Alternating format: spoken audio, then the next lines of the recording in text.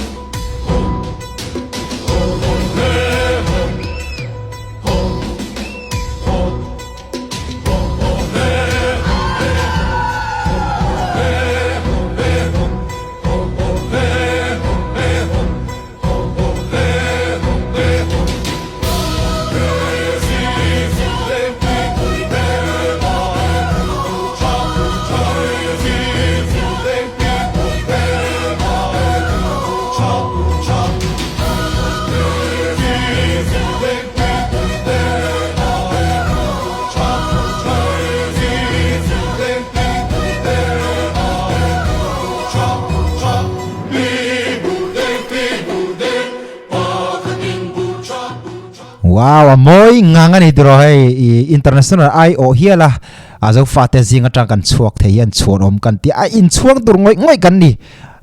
barma mi Myanmar mi kan ni in chuang tur ngoi kan ni ti kan sayo sa do hela hian hela hian in ke Christian chung ko tanga sailian kan ya chutiang Sun School at deposit tu lo thoka USA at fole ka 0.7 chutiang galo cheng to ati vel khanaron soi aron introduce aron soita chuanin rap sang tekan tong le nge moi nang lo ma sela amoi na hi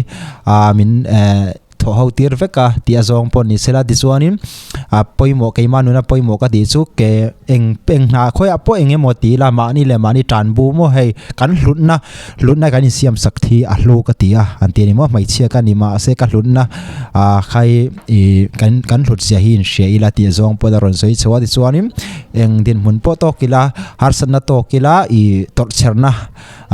hi kan nuna ta na poimo ka tia he tia ngai elna anga chi pon sela kan sing nuna tan pon sela torcherna hi ar thupui tia zong point thoron soi choni helai hian mo ti chuanin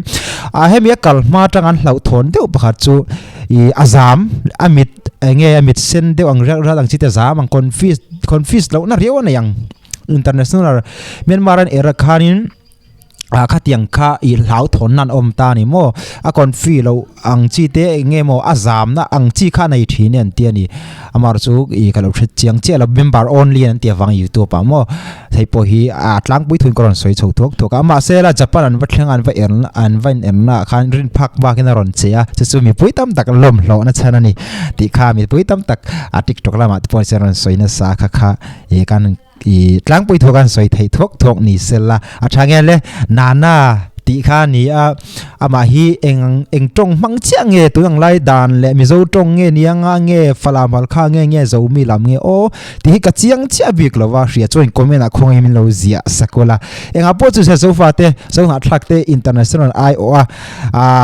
mi pui ram sak min se thei tu ra tianga kan